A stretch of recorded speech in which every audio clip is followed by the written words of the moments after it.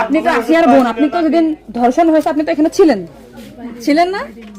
যেদিন ধর্ষণ হয়েছে সেদিন নিয়ে আপনি কিছু কথা বলছেন টেলিভিশনের সামনে, আমরা দেখেছি, সারা বাংলাদেশের লোক দেখছে।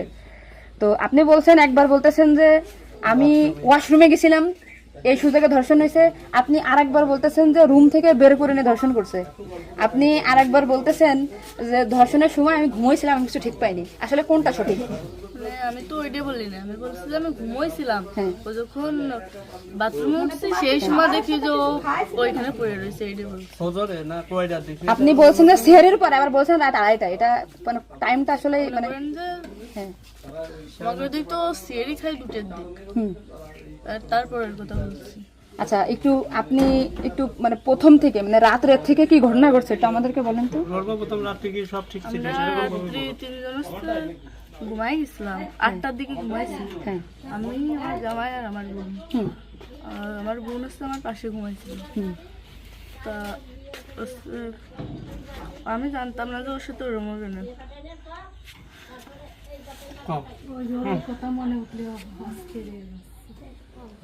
আপনি আসিয়ার বোন, আপনি ওইখানে ওই দিন ছিলেন এক ঘরের ভিতর, আপনার কথা মানে আপনি যা বলবেন সেটাই হবে। এই জন্য আপনাকে যদি ওরা ঘুমের ঘরে কিছু খাওয়াই থাকে আপনি বলবেন যে আমাকে ঘুমের ভিতরে কিছু খাওয়াই দিচ্ছে, আমি ঘুমাইছিলাম, আমি কিছুই জানি না, আমি সকালে উঠে দেখছি এটা।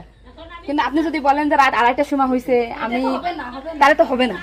আপনার কথা শোনার জন্য বাংলাদেশের লক্ষ লক্ষ মানুষ অপেক্ষায় আছে যে আপনি আসলে যেখানে ছিলেন, আপনি যেহেতু বোন, আপনার বাড়ি যাই হয়েছে ধর্ষণটা, সেহেতু আপনি তো মানে জায়গায় ঘরে ছিলেন, আপনি যা বলবেন সেটাই হবে। কিন্তু আপনি যদি এরকম ভুলভাল কথা বলেন তাহলে তো আমরা আলাদা বক্তব্য দিতে, আমাদের এখানে যা দিতে না টোটালি কিন্তু তাহলে আপনি তো এই কি মাগুরা নিউজে আছেন না, আমি আছি মাগুরা নিউজে, আমি দৈনিক ঘরের ডাকে আছি। কাদের সাথে মিল না রাখে আসলে আপনার আপন বোন, বিষয়টা সেইভাবেই আসলে বলতে হবে। আর এখানে যে আপনি আপনার স্বামীরে বাঁচাই দিলেন বা আপনার শ্বশুরে বাঁচাই দিলেন এরকম না, কিন্তু এতটা সহজ হবে না। কিন্তু বরঞ্চ আপনার এই আপনি যদি তাল্টে পাল্টে কথা বলেন, বিবাদ কিন্তু আপনার নিকটেই, বিবাদ কিন্তু আপনার। আপনি এতে ঘুরে বেড়াচ্ছেন, এটা ঘুরে বেড়াইতে পারবেন না, আপনিও কিন্তু ওদের সাথেই যুক্ত হইতে হবে আপনার। তার মানে উনি একবার বলতেছে কি জানেন, আমি টয়লেটে গেছিলাম তখন ধর্ষণ হয়েছে, একবার বলতেছে আমি আমার আমরা নিজেকে বের হয়ে বিভ্রান্তিতে আসছি, বারে বারে আপনাদের কাছে আসতেছি শুধু এই একটা কারণে। কিন্তু মানে আপনাকে যদি কিছু খাওয়াই থাকে আপনি বলেন যে আমারে খাওয়াইছে, আমি কিছুই জানি না, সকালে উঠে দেখেছি আমি এই অবস্থা। কিন্তু আপনি যদি টাইম উল্টো পাল্টা বলেন তখন তো মনে করেন আমাদের বাংলাদেশের লোকে তো, আপনি সকালে আপনার ঘুম ভাঙছিল কয়টায়, মানে যখন আপনি দেখছেন আপনার বোন তখন কোথায় ছিল?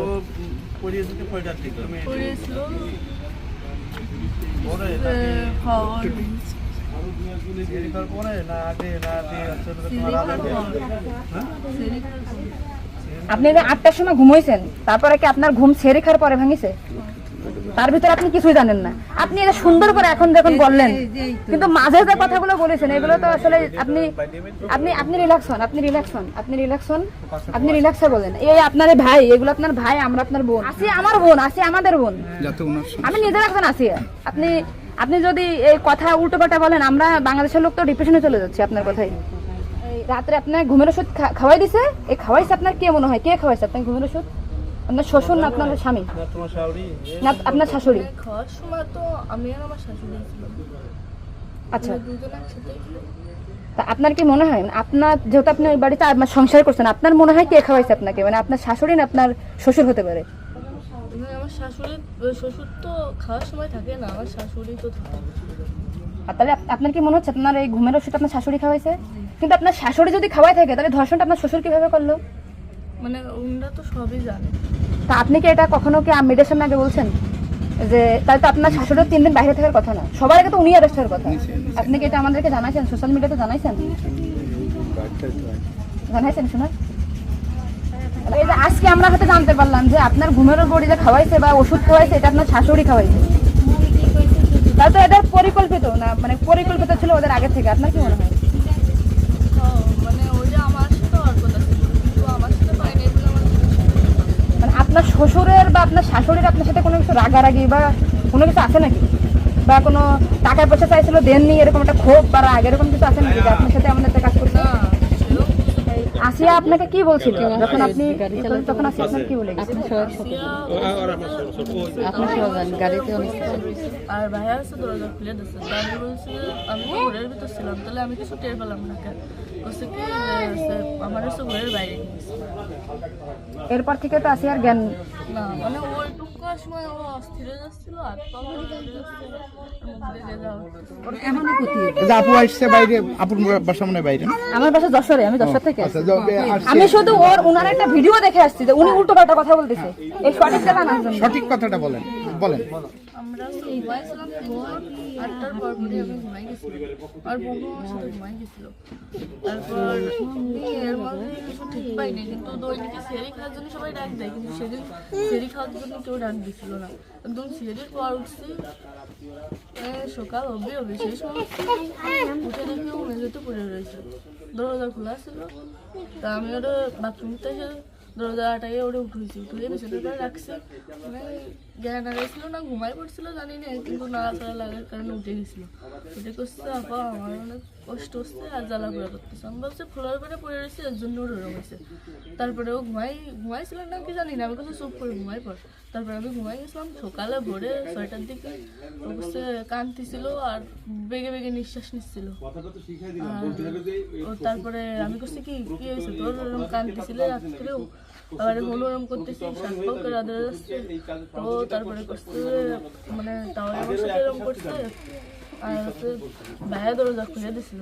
তো আমি করছি আমার এই ঘরের ভিতরে এরকম হলো, আমি তো কিছু টের পেলাম না। তো করছে আমার ঘরের বাইরে নিয়ে গেছে।